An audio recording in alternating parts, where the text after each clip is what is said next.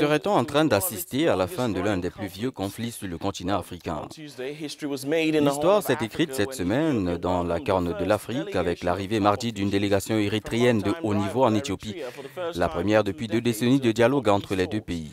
Recevant la dite délégation, le Premier ministre Abiy Ahmed a officialisé la fin du différend frontalier entre l'Éthiopie et l'Érythrée. Donc, la délégation érythréenne conduite par le ministre des Affaires étrangères, Ousmane Saleh, est survenue au terme d'un échange de bons procédés initié en début de mois pour mettre fin à l'un des plus vieux conflits d'Afrique.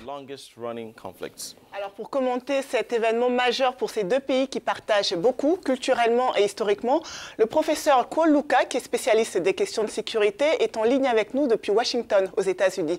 Professeur Kwol Luka, bonjour. Alors pourquoi l'Éthiopie a finalement accepté d'appliquer cet accord de paix entre les deux pays, qui est quand même vieux et qui date de l'an 2000?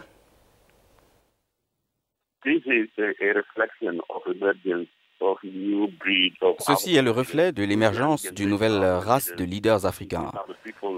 Cette jeune génération de dirigeants africains qui a une nouvelle façon de voir les choses et qui est très positive sur la manière dont elle veut prendre en main le destin de son pays. Je pense que ce qui se passe en Éthiopie reflète bien la façon dont une génération de dirigeants peut apporter un changement positif. Et je pense que ce qui se passe est le reflet de la façon dont l'Éthiopie évolue et qu'elle continue de s'ouvrir. Le pays a besoin de s'ouvrir, d'avoir des relations avec d'autres pour survivre. Il est possible de réduire les conflits en ayant de bonnes relations avec les voisins.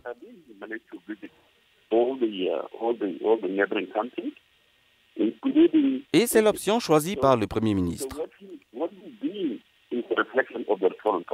Collaborer avec d'autres pays, y compris l'Égypte.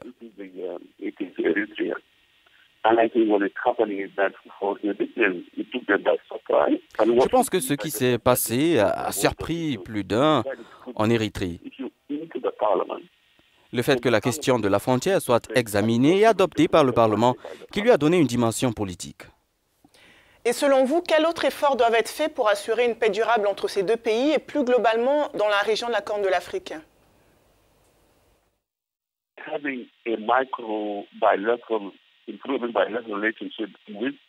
Avoir une relation bilatérale ou améliorer les relations bilatérales avec d'autres pays dans la région est une initiative positive car l'Éthiopie joue un très grand rôle.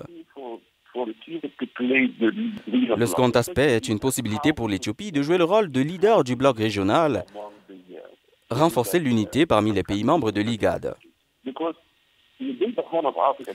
Parce que au sein de la Corne de l'Afrique, le grand défi est maintenant la question du Soudan du Sud, la question de la Somalie. La région porte des pays fragiles. Et la question de la sécurité devient une préoccupation. Avoir un mécanisme original nous aidera à créer un élan au sein de l'IGAD et être en mesure de résoudre le problème qui se pose au Soudan du Sud.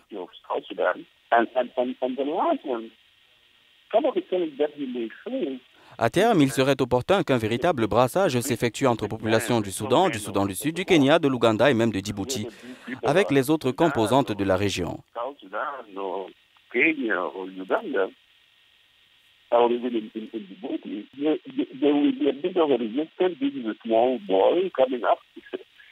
Sans évidemment que ces différences puissent l'emporter sur le dialogue, il faudra donc être assez prudent sur la question.